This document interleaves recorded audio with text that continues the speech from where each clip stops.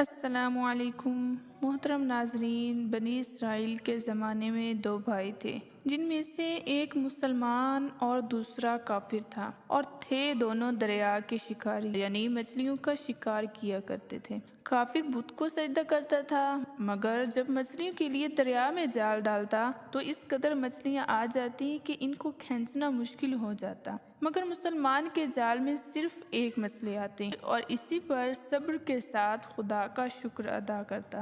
اتفاقاً ایک روز اس مسلمان کی بیوی اپنے مکان کی چھت پر گئی تو اس کی نظر کافر کی بیوی پر پڑی جو زیور اور بہترین لباس سے آراستہ تھی۔ یہ دیکھ کر اس مسلمان کی بیوی کے دل میں وسوسہ پیدا ہو گیا کہ کاش میں بھی ایسی ہوتی۔ تو کافر کی بیوی بولی، تم اپنے شوہر کو آمادہ کرو کہ وہ بھی میرے شوہر کے معبود یعنی بت کی عبادت کیا کرے تاکہ تو بھی میری طرح مالدار ہو جائے۔ یہ سن کر مسلمان کی بیوی کچھ غم زدہ ہو کر نیچے آئی، اور جب اس کا شوہر گھر آیا تو بیوی کا حال دیکھ کر دریافت کیا کہ آخر بات کیا ہے جس سے آج تو اس قدر غم زدہ معلوم ہوتی ہے۔ اس کی بیوی کہنے لگی، بس میاں، یا تو مجھے طلاق دے دے یا پھر اپنے بھائی کے معبود کی پرستش اختیار کر لے۔ یہ سن کر اس کے شوہر نے کہا، خدا کی بندی، خدا سے نہیں ڈرتی، ایمان کی دولت کے بعد کفر کی باتیں کر رہی ہے۔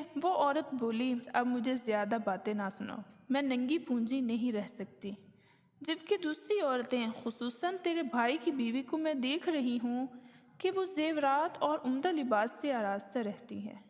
جب اس مرد مومن نے دیکھا کہ عورت ضد پر اتر آئی ہے اور اس کا اصرار حد سے بڑھ چکا ہے تو اس نے عورت کو تسلی دی اور کہا، اچھا، گھبرانے کی ضرورت نہیں، میں کل سے مزدوروں میں جا کر محنت کر کے تجھے روزانہ 2 درہم دیتا رہوں گا، ان 2 درہم سے تو اپنی حالت درست کر لینا۔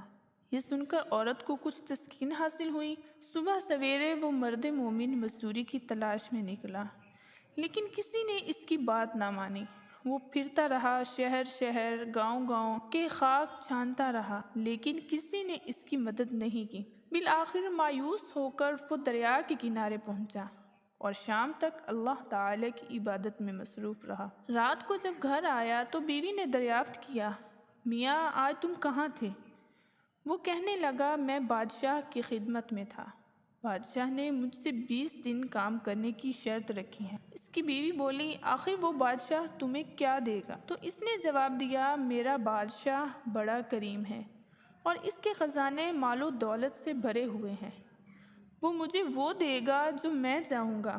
چنانچہ اسی طرح وہ اپنے معبود برحق کی عبادت میں مصروف رہا۔ 30ویں رات ہوئی تو اس کی بیوی نے کہا، سنو میاں، اگر کل تم نے مجھے مزدوری لا کر نہیں دی تو تم مجھے طلاق دے دینا۔ یہ سن کر اس کو کس قدر پریشانی لاحق ہوئی، اور 30ویں صبح کو اس نے ایک یہودی سے کہا، کیا تم مجھے مزدوری پر لگا لو گے؟ یہ سن کر یہودی کہنے لگا، ہاں، تم کو مزدوری مل جائے گی، لیکن شرط یہ ہے کہ میرے پاس تمہارے کھانے پینے کا کوئی بندوبست نہیں۔ چنانچہ اس مرد مومن نے روزے کی نیت کر کے یہودی کے ساتھ کام کرنا شروع کر دیا۔ ادھر دوسری طرف ایک آدمی اس کی بیوی کے پاس گیا، دروازہ کھٹکھٹایا۔ جب اس کی بیوی باہر نکلی تو اس آدمی نے اس کی بیوی کو 29 اشرفیاں دیں اور کہا، یہ تمہارے شوہر کی مزدوری ہے، تمہارا شوہر 29 دن سے بادشاہ کے کام میں تھا، یہاں تک کہ تمہارے شوہر نے بادشاہ کو چھوڑ دیا، اگر وہ 30ویں دن کام پر جاتا تو اس کو بہت سی اجرت مل جاتی،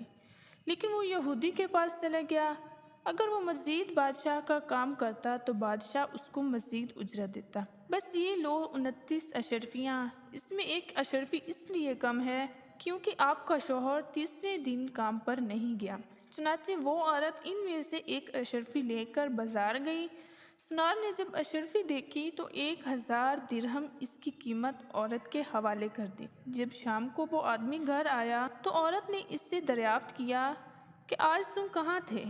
اس نے جواب دیا، آج میں ایک یہودی کے ساتھ کام پر تھا۔ اس کی بیوی نے کہا، آخر بادشاہ کی خدمت ترک کر کے تم دوسروں کی خدمت کیوں کرتے؟ پھر اپنے شوہر کو اشرفیوں کا واقعہ سنایا، جس کو سن کر وہ مرد مومن روتے روتے بے ہوش ہو گیا۔